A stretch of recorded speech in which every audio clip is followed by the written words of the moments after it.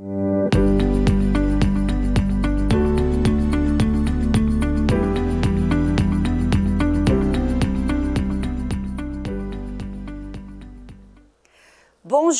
et bienvenue sur notre plateau In Studio. Je suis Audrey Mac.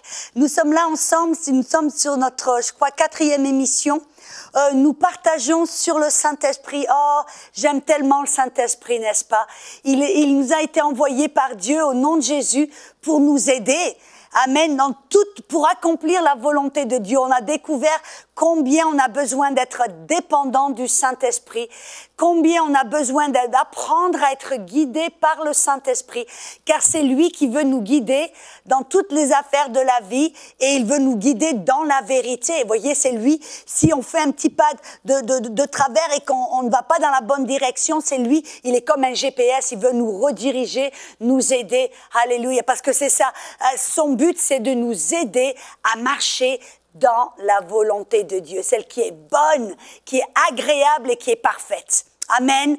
Et donc, je vous invite, si vous n'avez pas vu les autres émissions qui étaient des bonnes, je vous le garantis, je voudrais vous inviter à aller sur emcitv.com et à regarder dans les archives les autres émissions que nous avons faites les jours précédents. Aujourd'hui, je voudrais vous parler d'un autre aspect du ministère du Saint-Esprit. Il veut nous aider à prier. Vous savez que la prière, c'est la communion avec Dieu. La prière, c'est de cette manière que nous pouvons prier pour ceux dont nous avons besoin, pour prier pour nous, pour les autres, hein, dans l'intercession. Et le Saint-Esprit, même dans la prière, veut nous aider.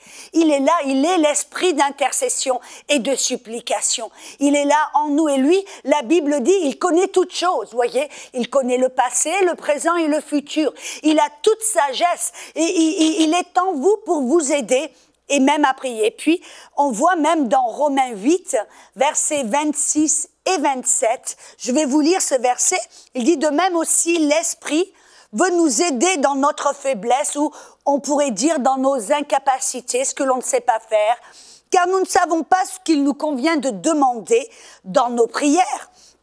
Mais l'Esprit lui-même intercède par des soupirs inexprimables et celui qui sonde les cœurs connaît quelle est la pensée de l'Esprit parce que c'est selon Dieu qu'il intercède en faveur des saints. Oh, alléluia. Il y a tellement de choses que l'on pourrait dire sur ce verset. Le Saint-Esprit, c'est lui-même qui veut intercéder au travers de vous. Et quand il veut intercéder au travers de vous, il veut intercéder la volonté et la volonté parfaite de Dieu. Vous savez même, ce verset, le verset 28 que l'on connaît tous, et des fois on utilise ce verset vraiment hors contexte, parce qu'on dit, peu importe la situation, peu importe ce qui se passe, on dit, ouais, tu sais que toutes choses vont concourir bien de ceux qui aiment Dieu. Amen. Et qui sont selon son appel là. Il nous dit que tout concourt bien pour n'importe quoi, n'importe qui. J'ai dit non, non, non. Tout va concourir au bien de celui qui a prié selon Romains 8, 26 et 27. Celui qui a invité le Saint-Esprit à prier au travers de lui et à prier la volonté parfaite de Dieu. Parce que lui sonde les cœurs, lui connaît toute la sagesse, lui il est la sagesse, il est la volonté et il sait comment prier la volonté parfaite de vous, au travers de vous. Et comment va-t-il le faire? Parce qu'on voit que des fois, on ne sait pas quoi prier ou comment prier pour une situation quelconque. Mais le Saint-Esprit le sait. Et comment est-ce qu'il va le faire? Il va le faire au travers d'un langage divin qu'il nous donne ou qu'il nous a donné au baptême dans le Saint-Esprit. C'est ce que Jésus avait dit aux disciples. Il les avait avertis à l'avance. Dans Jean 7, versets 38 et 39, il a dit « Celui qui croit en moi, des fleuves d'eau vive couleront de son ventre. » Or, il disait cela de l'Esprit qu'allait recevoir ceux qui croyaient en lui. Il parlait aux disciples et on voit, c'est ce qui s'est passé. Vous vous rappelez, le jour de la Pentecôte, Acte 2, verset 4 nous dit qu'ils étaient là tous ensemble, réunis dans le même lieu.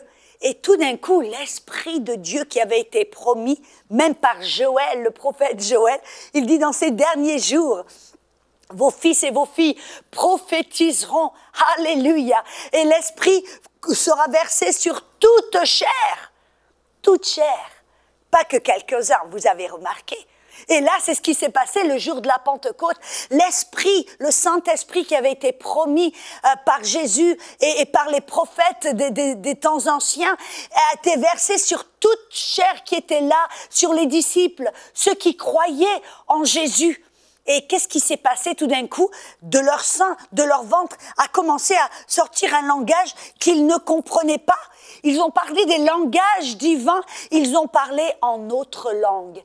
Vous avez entendu parler de ce terme, parler en autre langue? Ben, c'est exactement ce qui s'est passé. Et ce jour-là, ils ont parlé en autre langue. Ils ne comprenaient pas ce qu'ils disaient. Mais apparemment, ils parlaient dans un langage que certaines autres personnes qui étaient des païens ont compris. Ils ont dit, oh, vous parlez en arabe, vous parlez en italien, vous parlez en latin, vous parlez en... Bref. Et puis, c'est eux. Les disciples ne comprenaient pas, c'était un langage inconnu. C'est pas un langage qu'ils avaient appris en allant à l'université. C'est un langage que le Saint-Esprit, il les avait remplis de sa puissance et de leur sein ont commencé à sortir un langage que eux, ils ne comprenaient pas. Ça venait pas de leur tête, ça venait de leur esprit. Et tout d'un coup, ces langages divins qu'ils ne comprenaient pas, la Bible dit que celui qui parle en autre langue ne parle pas à l'homme, mais il parle à Dieu. 1 Corinthiens 14, verset 2. Et je vais vous dire la vérité, ça c'est bien des fois qu'on ne le comprenne pas. C'est très bien qu'on ne comprenne pas ce que l'on prie. Parce que des fois, notre tête nous limite. On peut être très cartésien, vous savez. On peut être très intellectuel. Et des fois, nos pensées nous font des barrages, nous empêchent de croire à l'impossible, nous empêchent de prier des choses et des mystères impossibles, des choses que Dieu veut prier au travers de nous. Et c'est pour ça que très souvent, vous voyez, le Saint-Esprit veut nous aider à prier et à aller au-delà de notre intellectuel. La Bible dit que quand quelqu'un prie en langue, ses pensées ou son intelligence est stérile. Ça veut dire que ce n'est pas notre intellect qui prie, c'est notre esprit qui prie avec l'aide du Saint-Esprit. Et pourquoi est-ce si nécessaire, vous et moi, non seulement d'être remplis du Saint-Esprit, mais de recevoir ce langage divin? C'est un don, un cadeau qui nous vient du Saint-Esprit. On a vu qu'ils étaient tous remplis. Acte 2, verset 39, il dit, ce langage, ce cadeau est pour vous et pour tous qui sont même là au-delà. Autant tous ceux qui croient et qui veulent et désirent le Saint-Esprit, ben c'est pour vous. Et ce langage divin est fabuleux. Moi, ça a changé ma vie. Ça a changé mon ministère. Ça m'a permis maintenant de permettre au Saint-Esprit, l'esprit d'intercession et de supplication, de prier des choses merveilleuses dans ce langage que je ne comprends pas, mais que Dieu entend et que Dieu écoute.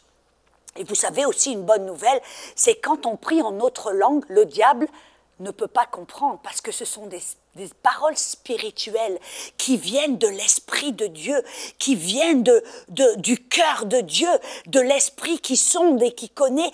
Et le diable est là, il se gratte la tête en disant « Mais qu'est-ce qu'ils disent? Je comprends pas. Oh là là !» Et puis alors là, c'est comme si on lui mettait des bâtons dans les roues. Vous vous rendez compte?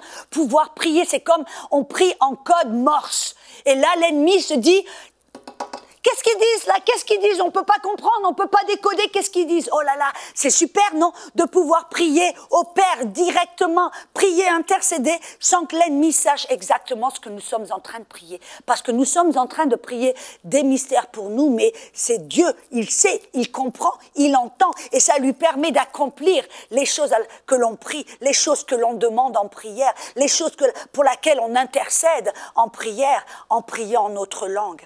Et donc, je voudrais parler avec vous aujourd'hui. Oh, pourquoi il est tellement important pour vous et moi de prier en notre langue. Et je ne sais pas si c'est votre cas, mais pour moi, dès que j'ai compris la puissance derrière ce langage divin, quand j'ai compris pourquoi et qu'est-ce qui se passait dans l'esprit quand je prie en autre langue, eh ben moi, ça a changé. Tout d'un coup, c'était pas je dois prier en langue, j'avais envie de prier en langue. Si vous savez que quelque chose est tellement puissant et fait des choses puissantes dans l'esprit, ça vous inspire et ça vous motive à passer du temps à prier en autre langue.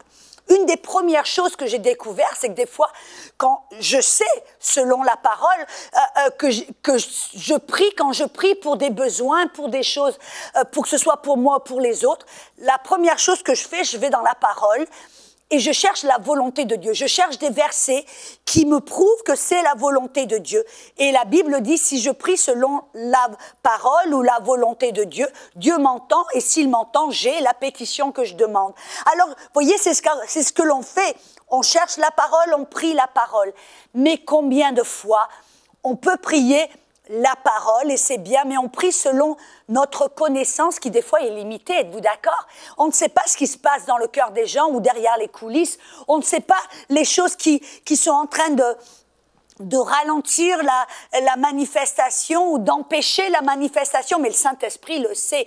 Vous voyez, je peux prier la parole, mais après je peux inviter le Saint-Esprit à prier, et je prie en français ou en anglais, et après je prie en autre langue, en disant, cet esprit, aide-moi à prier non seulement la volonté, mais la volonté parfaite de Dieu, car toi tu connais tout ce qui se passe autour, les choses qui sont impliquées, les choses, et je te remercie de m'aider à prier la volonté parfaite. Et donc je passe du temps à prier en français et à prier en autre langue. Et après mon cœur est satisfait, je sais que j'ai prié la volonté de Dieu pour ce besoin spécifique, amen. Mais vous savez, des fois, il m'est arrivé où le Saint-Esprit, qui est en fin de compte l'esprit de supplication et d'intercession, eh bien, il sait les besoins qu'il y a sur la terre. Il sait les besoins qu'il y a dans votre famille. Peut-être vous avez un enfant ou vous avez un petit enfant ou un membre de votre famille qui est à l'étranger et vous ne savez pas ce qui se passe. Mais le Saint-Esprit, il sait, lui, il sonde toute la terre. Il voit, il est partout au même moment. Voyez, c'est ça la puissance du Saint-Esprit. Et il sait exactement ce dont ils ont besoin, ce qui est besoin de faire. Et il peut vous réveiller au milieu de la nuit pour prier quelque chose pour cette personne qui peut-être est en danger. Ou peut-être vous avez un enfant qui est sur le point de faire une overdose. Le Saint-Esprit peut vous réveiller au milieu de la nuit. Ou peut-être il peut vous interpeller pendant la journée alors que vous êtes derrière le volant ou au boulot. Vous ressentez comme quelque chose, un fardeau à l'intérieur. Et vous savez, vous devez prier, vous le savez. Oh, je dois prier maintenant. C'est le Saint-Esprit qui vous dit, attends, j'ai besoin de toi pour prier pour quelqu'un. Et des fois, on sait pour qui, mais des fois, on ne sait pas. Mais je veux vous dire un secret, surtout. Si vous avez ce fardeau de prière, que le Saint-Esprit vous interpelle pour prier, ne le remettez pas à un autre mot. Ne dites pas « je prierai plus tard ». Vous savez, moi, ça m'est arrivé en fin de compte. J'étais toute jeune dans le Seigneur. J'avais reçu le Seigneur, ça faisait peut-être 6 ou 7 mois. Ou peut-être un petit peu plus, mais j'en savais rien du tout. Vous voyez, j'étais toute neuve.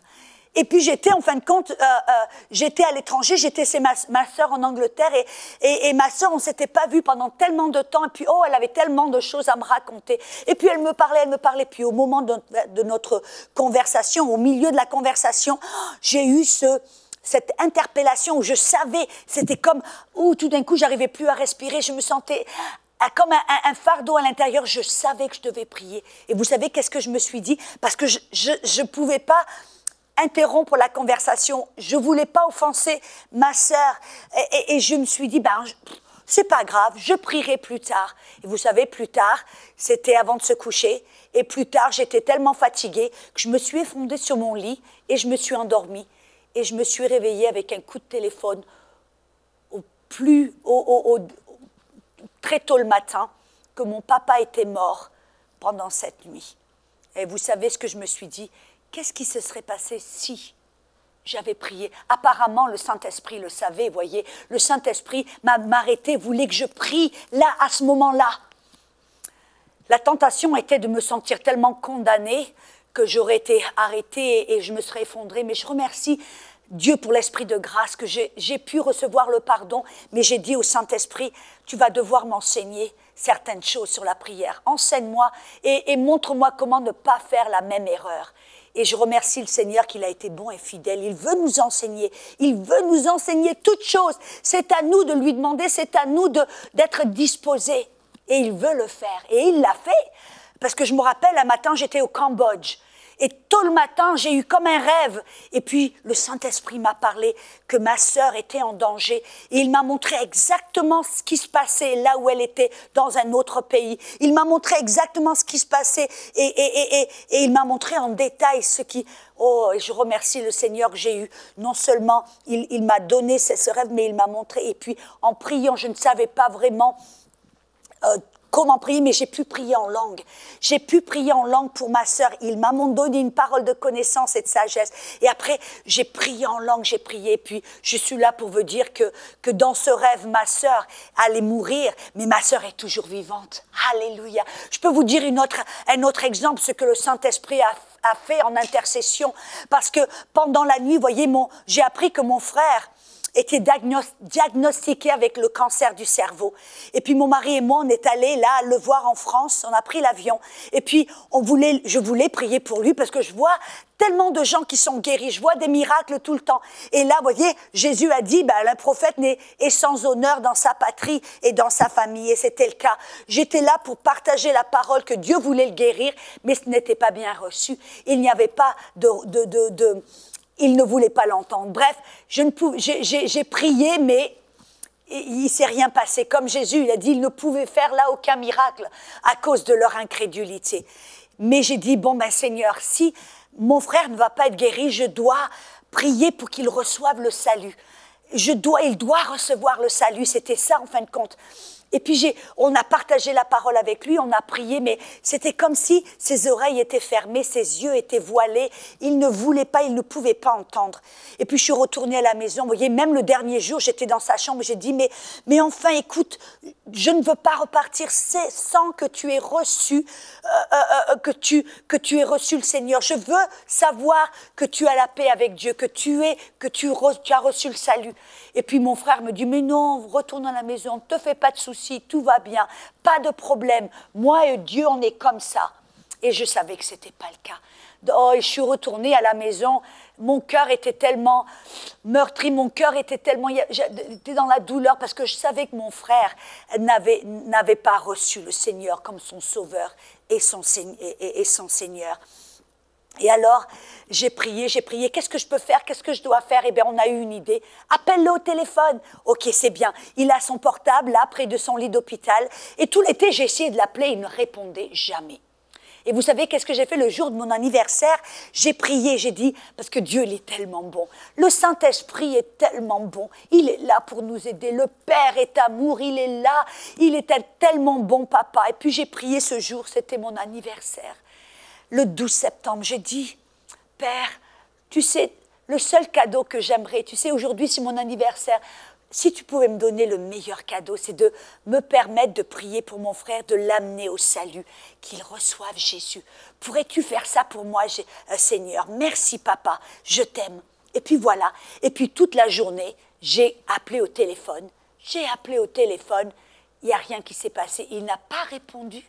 Je suis allée au lit un petit peu troublée, puis découragée, je vous dis la vérité, parce que je comprends, je me dis, Seigneur, quand je prie, je sais que c'est ta volonté qu'il reçoive le Seigneur, et quand je prie, ça se passe. Tu réponds toujours à mes prières, Seigneur, tu es tellement bon. Pourquoi ça ne s'est pas passé? J'étais découragée, je suis allée au lit, et je me suis couchée. Mais vous savez qu'est-ce qui s'est passé à 1h du matin? On a entendu, mon mari et moi, comme une porte qui claquait. On s'est tous les deux réveillés, on est assis dans le lit, on se regarde. Et puis mon mari, c'est un homme, vous voyez, lui, il protège. Donc il est allé faire le tour de la maison pour voir s'il y avait un brigand ou un cambrioleur. Mais je le savais. Quand il est revenu, j'ai dit non. Je sais ce que c'est. J'ai dit, c'est le Saint-Esprit qui nous a réveillés. C'est le Saint-Esprit il veut que l'on prie maintenant. Et je savais que je devais prier pour mon frère. Donc je me suis levée du lit et puis j'ai prié en autre langue. J'ai prié. Et tout d'un coup, vous savez, des fois, on a l'interprétation des choses que l'on prie en langue. Dieu nous permet, en fin de compte, de prier et de savoir qu'est-ce qu'on prie en autre langue. Et là, tout d'un coup, je me suis entendue prier au nom de Jésus, mort, sors de sa chambre. Au nom de Jésus, je te commande de ôter tes mains de mon frère. Ce mort, je te lie au nom de Jésus. Pars, quitte sa chambre. Ça m'a surprise. Je me suis dit, waouh, qu'est-ce que je viens de prier? Vous voyez, je ne savais pas du tout, je n'avais pas parlé à mon frère pendant tout l'été, je ne savais pas ce qui se passait, où il en était. Et parce que je voyage beaucoup aussi, des fois c'est un petit peu difficile à rester en contact. Et là, je ne savais pas où il en était, je ne savais pas ce qui se passait. Mais le Saint-Esprit le savait. Et là, ça m'avait surprise. Et puis j'entends le Saint-Esprit, vous voyez, cette petite voix douce dont j'ai parlé dans une émission précédente. C'était tout doux. Puis j'ai entendu le Saint-Esprit qui m'a dit, appelle-le au téléphone maintenant. Vous voyez, puis je me suis dit, mais non, mais j'ai essayé tout l'été. J'ai essayé tout l'été, ça n'a pas marché. Et le Saint-Esprit me dit une seconde fois, appelle-le au téléphone tout de suite. Donc j'ai obéi. J'ai obéi. Je suis allée dans la cuisine, j'ai appelé au téléphone et il répond immédiatement. Ça m'a même surprise. Et je lui dis, écoute un peu, j'ai dit, le Seigneur m'a réveillée pendant la nuit pour prier pour toi. Et puis il m'a dit, ah oui, il t'a réveillée? Il me dit, ah, le Seigneur veut mon attention, n'est-ce pas? Il veut attirer mon attention, ça m'avait même surpris. Je dis, oui, en effet. Il me dit, tu sais quoi? Il est dans ma chambre. Il me dit, je vois et je sens la présence de Dieu là, dans ma chambre. Je dis, écoute Roberto, j'ai dit, tu dois accepter Jésus, tu dois accepter. Es-tu prêt à prier maintenant, à le recevoir? Je sais que tu sais qu'il est le Fils de Dieu, je sais que tu crois, tu as besoin de le recevoir. Et puis on a prié la prière, il a accepté Jésus. Et puis après il était fatigué, il m'a dit, tu sais ma chérie, j'ai besoin de me reposer. Je dis, c'est ok, j'ai raccroché l'appareil. Mais vous savez que quelques heures plus tard, c'était 8h du matin en France, ma sœur m'appelle, c'était 8h du matin aux États-Unis, c'était 6h plus tard en France. Ma sœur m'appelle, elle me dit, tu sais ce qui s'est passé? Elle me dit, je viens de voir notre frère à l'hôpital. Elle me dit, tu sais ce qui s'est passé? Je lui dis non. Elle me dit, juste avant que tu l'appelles au téléphone, il est mort. Il était allongé sur son lit d'hôpital, mort. Et je dis, comment? Il a été aspiré dans l'atmosphère. Il a vu, c'est son esprit, en fin de compte, qui est sorti de son corps. Vous voyez, la Bible nous en parle. Quand Lazare, qui était là, mendiait, et les anges l'ont emporté, puis son corps, il a été transporté. Son corps était là, mort, près de la porte, mais c'est ton esprit. Son esprit qui a été emmené là, dans la présence d'Abraham. De la même manière, mon frère était là, son corps était allongé sur le lit d'hôpital, mais son esprit a été aspiré. Il s'est vu aspirer et il n'avait aucun contrôle. Il était aspiré dans les ténèbres. Il a vu traverser le toit, traverser le plafond.